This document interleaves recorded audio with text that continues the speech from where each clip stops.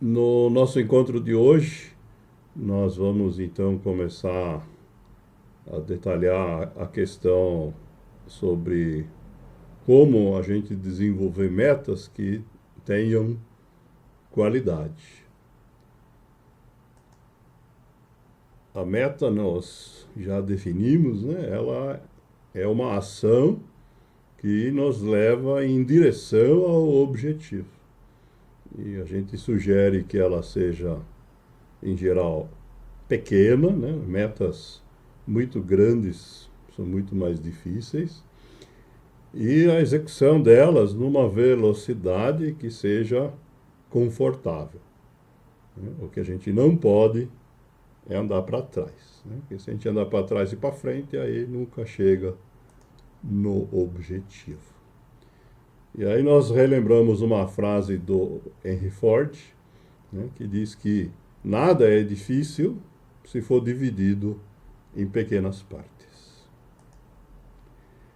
Então a técnica, né, que a gente usa é essa, né? A gente divide o caminho para atingir o objetivo numa sequência de metas, onde cada uma delas vai ser construída sobre os ombros das anteriores, né? Então, graficamente, né, a gente usa a representação de uma escada. Essa questão de que coisas grandes se fazem aos poucos é uma sabedoria milenar, né? O Lao Tzu já disse há quase mais de 2.500 anos que uma longa viagem de 1.000 léguas se inicia com o movimento de um pé. Se não movimentar nenhum, não chega lá. O desafio que a gente vai aprofundar hoje é essa questão, então, de como escolher boas metas, porque se as metas se constituem numa escada, essa escada tem que ser de boa qualidade. Isso significa que os degraus que a gente constrói têm que ser firmes, eles não podem cair, eles têm que aguentar o nosso peso para a gente passar para o seguinte, e em sentido figurado, é claro, né? O que a gente vai ver então como que isso acaba se traduzindo aí na prática, né? Na escolha de metas. O caminho para isso, a gente mostrou esse slide no encontro passado, nós já demos aí as pistas, né? Existem 7 características, né, das metas de boa qualidade. Nós vamos hoje trabalhar as 3 primeiras, né?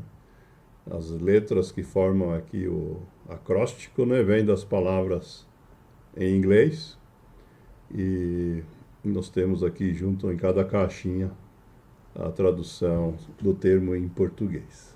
Então hoje essencialmente o que nós vamos fazer é detalhar o que significa uma meta ser específica, mensurável e viável. E em cada um dos casos temos, como de costume, frases para ilustrar os conceitos. Quando a gente fala que uma meta deve ser específica, significa o seguinte: não basta a gente enunciar um desejo. Eu quero chegar em tal lugar, eu quero fazer tal coisa. Uma meta específica, ela deve conter detalhes que permitam a gente imaginar de forma mais precisa, né, o que vai acontecer na execução dessa meta. Isso pode envolver a gente criar imagens, né, ou cheiros, ou sons, ou outros sentimentos que a gente espere desenvolver ao longo da realização da meta. O objetivo da gente imaginar esse tipo de coisas é, de fato, a gente ir, de alguma forma, ativando nossos neurônios, nossos circuitos cerebrais, para que quando a gente, de fato, for executar a ação, a gente, de alguma forma, já esteja preparado para ela. Então, é sempre bom quando a gente define uma meta, né? A gente não só dizer o que vai fazer, mas pensar em que lugar vai fazer isso, em que momento do tempo, quem vai estar junto, o que você imagina que estará vendo, sentindo, ouvindo, e o que você estará fazendo. Se você estará sentado, correndo, escrevendo, né? Toda essa máquina de imaginação que todos nós temos na mente auxilia a gente nesse processo. E isso faz parte aí, né, de um processo de sabedoria das antigas também, né? O Confúcio já disse, né, que em todas as coisas o sucesso depende de uma preparação prévia. É isso que a gente está sugerindo, né, quando a gente fala que a meta seja específica. E diz o Confúcio que sem tal preparação a falha é certa. O Mark Twain nos alerta isso de uma forma mais irônica, né? Diz ele assim, essa frase é conhecida nos Estados Unidos como a síndrome dos marceneiros. Diz assim, quando o único instrumento que você tem é um martelo, todo problema que aparece você trata como um prego. Ele alerta a gente de que o nosso repertório de solução de problemas, das ações que a gente deve executar nesse processo, ele deve ser o mais amplo e vasto possível. O Augusto Cury coloca isso dizendo que as grandes ideias surgem da observação dos pequenos detalhes.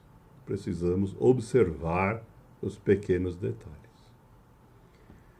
E os que desprezam os pequenos acontecimentos, diz ele, nunca farão grandes descobertas.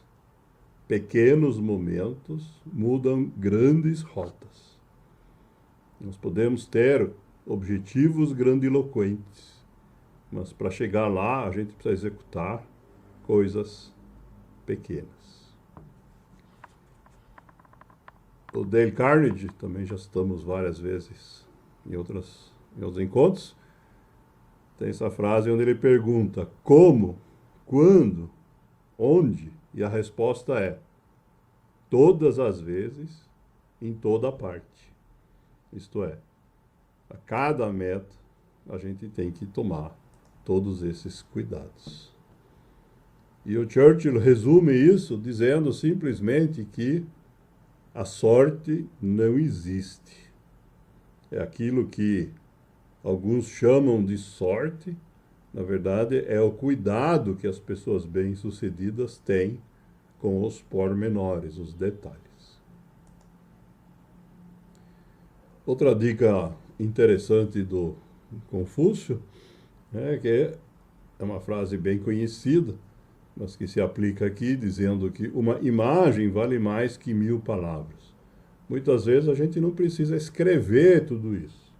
Nós podemos desenhar, nós podemos gravar um áudio para a gente lembrar depois do que a gente está pensando, né? Nós podemos usar todos os recursos que a gente tem.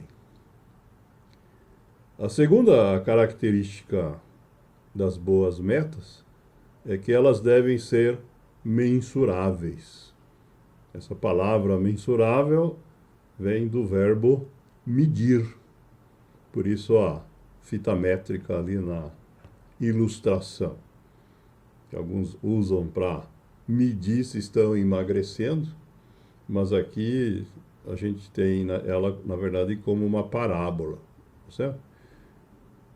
Quando a gente define que nós vamos desenvolver um conjunto de ações que vão nos levar a uma meta, nós precisamos saber se a gente está, de fato, se aproximando da meta. Porque se a gente escolher um tipo de meta que não dá para saber se já foi cumprida ou não, ou em que proporção ela foi cumprida, Então, nós nunca vamos saber quando é que a gente, de fato, usando a figura da escada, conseguiu subir um degrau. É por isso que a meta ela tem que ser mensurável. Né? E quanto essa medida, então, do quanto que a gente conseguiu evoluir com a nossa meta, ela serve, na verdade, como um retorno, um feedback durante o processo para corrigir eventuais desvios de rumo. Né? Se eu tenho uma meta que significa que eu vou dar 80 passos em 3 horas, e nas primeiras 2 horas eu só dei 5 passos, então eu sei que eu vou ter que correr na última hora, porque senão não vai dar tempo. Essa capacidade da gente conseguir dosar o ritmo da ação só é possível quando a meta é mensurável. E aqui também temos algumas frases relacionadas ao tema, né? O Lao Tzu disse que é para a gente sempre medir aquilo que já foi feito com aquilo que poderia ser feito. Né? O que poderia ser feito é a nossa meta, e aquilo que já foi feito é o avanço que nós já tivemos em direção a ela. O Peter Drucker, outro que já apareceu muitas vezes aqui em nossas apresentações, diz que tudo que pode ser medido pode ser melhorado. Né? Essa é uma outra vantagem quando a gente trabalha com metas mensuráveis. Ao longo do tempo, a gente pode se desafiar para ir melhorando a forma de executar aquele processo. Não necessariamente correndo mais, mas fazendo melhor. E com isso a gente se tornando mais produtivos. A última característica que nós vamos detalhar hoje é que as metas devem ser viáveis. Né? A letra A está em maiúscula ali no meio da palavra, porque essa em inglês começa com A. A meta tem que ser achievable, né? Como se diz em inglês. Significa o seguinte: significa que quando a gente escolhe uma meta, nós devemos fazer uma verificação de que de fato nós estamos em condições de atingir aquela meta. Né? Significa o seguinte: nós vamos, usando de novo a figura da escada, nós estamos imaginando subir mais um degrau. E então a gente precisa avaliar se a gente tem força suficiente na perna para subir esse degrau. Né? Se a gente sabe que para sair da situação que a gente está, degrau atual, para o seguinte, o que a gente precisa ter? Né? Que coisas a gente precisa saber fazer e quais recursos, sejam financeiros ou de outra ordem, né? A gente precisa ter ao nosso alcance para que de fato aquela meta seja viável. Né? Se porventura a gente descobrir nessa análise que aquilo que a gente imaginou não é viável, porque falta um recurso, ou falta uma capacidade, um talento, um conhecimento, então isso é um sinal de que a obtenção desses recursos ou dessas capacidades deve ser uma meta anterior a essa que a gente imaginou, no caminho aí do objetivo. Vamos ter outros degraus para subir antes desse que a gente imaginou.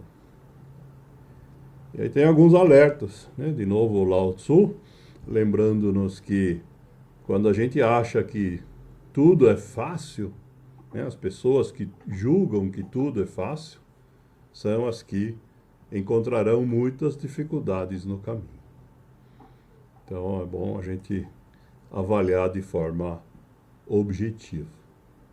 A Harriet Cade, uma médica do século XIX, diz que os seres humanos sempre tropeçam em pedras, nunca em montanhas. A gente imagina que as grandes dificuldades é que vão atrapalhar a gente no caminho, não é isso que acontece. São pequenos problemas que a gente enfrenta no dia a dia, que acabam atrapalhando a viabilidade das metas. Do outro lado, as metas precisam ter algum caráter de novidade, né? A Eleanor Roosevelt nos diz que a gente precisa fazer aquilo que pensa que não é capaz de fazer. Dessa forma, a gente consegue atingir objetivos ousados, né? Como a gente tinha falado no começo. O Dale Carnegie, de novo, diz que se você foi bem-sucedido, pergunte a si mesmo por quê e tente repetir a ação. Se você fracassou, pergunte a si mesmo por quê e aprenda com a experiência. Errar não é problema, né? O fracasso não deve servir como justificativa para desistir, né? Se a gente fracassou, é porque alguma coisa ali, nessa experiência, tem uma lição que a gente ainda não tinha aprendido. Então, a gente precisa avaliar o que a gente fez e aprender com isso. O Tolstói, um escritor russo do século XIX, diz que a vida verdadeira é vivida quando pequenas mudanças acontecem. Muitas vezes a gente fica se iludindo com a chegada do dia em que grandes mudanças vão acontecer. Isso não acontece. A gente precisa fazer pequenas metas que sejam viáveis. E de novo, Dale Carnegie nos lembra: não tenha medo de dar o seu melhor naquilo que parecem ser pequenas tarefas. Não é porque são pequenas que a gente deve ser desleixado. De cada vez que a gente conquista uma delas, você fica mais forte. E se você faz os pequenos trabalhos bem, diz o Dale Carnegie, os grandes tendem a cuidar de si mesmos. Se a gente executa as metas uma depois da outra corretamente, o objetivo acontece por si mesmo.